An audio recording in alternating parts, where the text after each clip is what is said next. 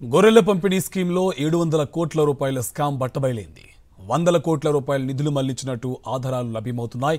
గొర్రెల స్కీమ్లో మాజీ మంత్రి ఓఎస్డీ కళ్యాణ్ అన్నీ తానే వ్యవహరించినట్టు తెలుస్తోంది. ఏపీ రైతుల నుంచి గొర్రెలు కొనుగోలు చేసిన అధికారులు ఒక్కో యూనిట్కు 1.75 లక్షల రుసుము చెల్లించాల్సి ఉండగా డబ్బును రైతులకు కాకుండా బినామీ ఖాతాల్లోకి మళ్లించినట్టు అధికారులు గుర్తించారు.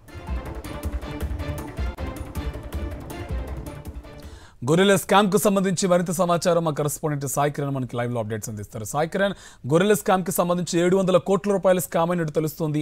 పక్క ఆధారాలు కూడా లభ్యమవుతున్నాయి. అప్డేట్స్ ఏంటి?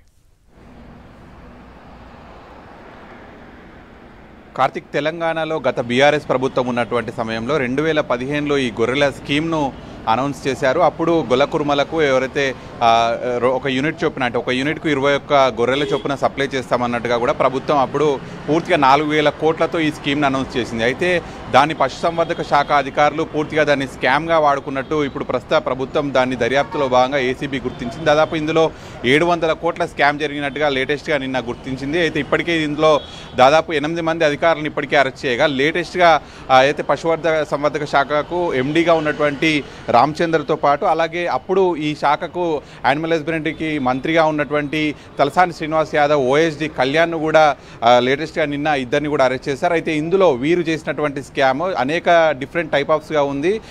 ఎక్కడైతే ఇతర రాష్ట్రాల్లో, ఆంధ్రప్రదేశ్లో కావచ్చు, ఇతర రాష్ట్రాల్లో గొర్రెలను యూనిట్లుగా కూడా చొప్పున కొనుగోలు చేసి ఇక్కడ ఎవరైతే గొల్లకుర్మాలకు ఇవ్వాలో అక్కడ కొనుగోలు చేసినటువంటి గొర్రెలకు ఒక యూనిట్కు 1.75 లక్షల చొప్పున ఇవ్వాల్సి ఉంటుంది. కానీ అలా ఇవ్వకుండా వీరికి సంబంధించినటువంటి బినామీ ఖాతాలకు డబ్బులను మరలించారు. అప్పుడు అక్కడ ఆంధ్రప్రదేశ్ సంబంధించినటువంటి పల్నాడు జిల్లా రైతులు గచ్చిబౌలి పోలీసులకు ఆశ్రయించి ఫిర్యాదు చేయకూడదు. మొదట గచ్చిబౌలి పోలీస్ స్టేషన్లో ఈ కేసు నమోదైంది. గచ్చిబౌలి పోలీసుల నుండి ఈ కేసు పెద్ద వ్యవహారంగా మారుతుంది కాబట్టి అప్పుడు ఏసీబీ టేకప్ చేసింది. ఆ తర్వాత దీన్ని విచారించగా కూడా పలు దఫాలుగా ఈ స్కామ్ కూడా కనిపిస్తోంది. అటు గొర్రెలు విక్రయించినటువంటి రైతుల దగ్గర వాళ్ళకు డబ్బులు ఇవ్వకపోవడమే కాకుండా ఇక్కడ గొర్రెలను సప్లై చేసినటువంటి విధానంలో కూడా కొన్ని వెహికల్స్ని అరేంజ్ చేసినట్టు వాటికి సంబంధించినటువంటి బిల్స్ను కూడా ఫేక్గా పెట్టడము, కేవలం ఒక బైక్ పైనే దాదాపు 170 గొర్రెలను సప్లై చేసినట్టు, ఒక అంబులెన్స్లో గొర్రెలను సప్లై చేసినట్టు ఇట్లా అనేక రకాలుగా కూడా బిల్స్ చూపించారు. అటు విక్రయదారులకు డబ్బులు ఇవ్వడంలోనే ఒక స్కామ్ జరిగింది, అలాగే ఇక్కడ పంపిణీలో కూడా స్కామ్ జరిగింది. సో టోటల్గా ఓవరాల్గా